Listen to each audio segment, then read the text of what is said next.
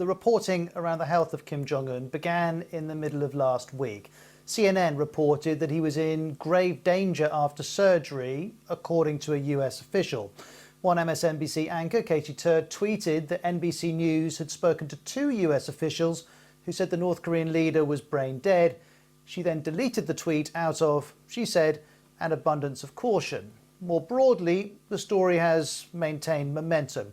At the weekend, readers of TMZ saw this: Kim Jong-un, reportedly dead, was the headline. So what can we say with any certainty here?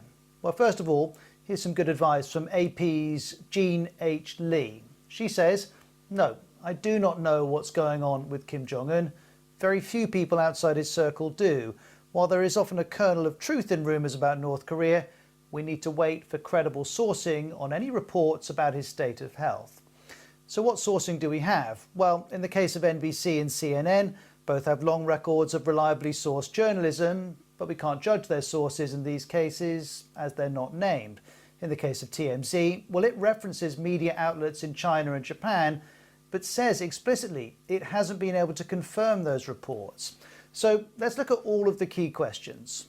First of all, do we know that Kim Jong-un is dead? No, definitely not. Next, do we know that Kim Jong-un had heart surgery? Well, we know the South Korean-based website Daily NK has reported that that happened, but that was based on a single unnamed source. The South Korean government has even questioned whether the hospital named in that report would be able to carry out heart surgery. I've never heard of Kim Jong-un's visit to Hyeongsan, and since Hyeongsan Medical Center is a regular health clinic, this is not a place for a medical procedure.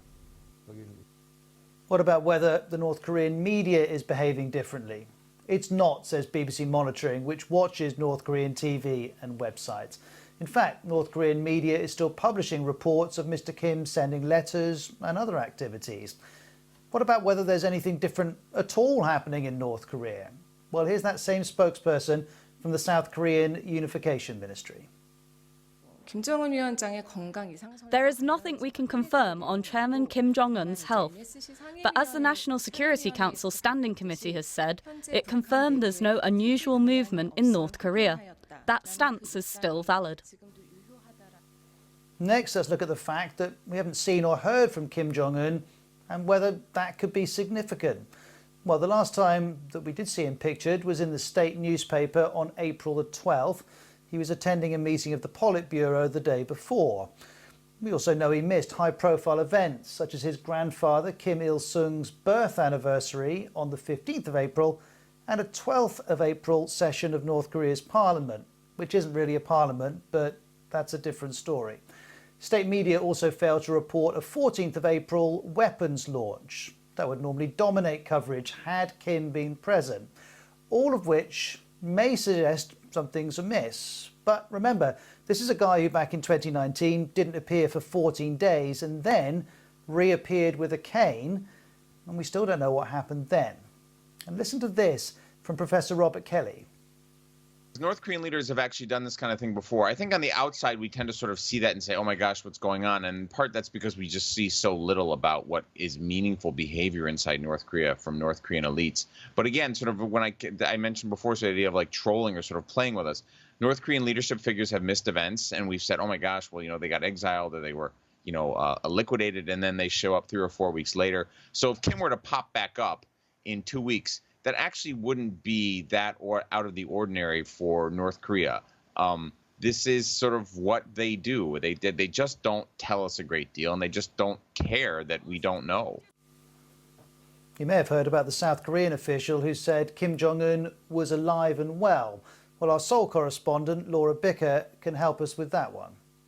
When it comes to the South Korean presidential advisor, Moon Chang-in, he has actually gone even further. He said that Kim Jong-un is alive and well and at his resort in Wonsan.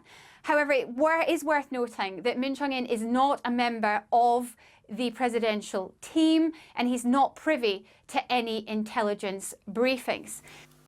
Now, what about the rumour that Kim Jong-un was injured in a missile test? No evidence of that. Or that he's quarantined because a bodyguard has COVID-19. No evidence of that either. And then we need to look at the Chinese angle. Over the weekend, Reuters cited unnamed sources saying a team of Chinese doctors had travelled to North Korea to provide Kim with medical assistance.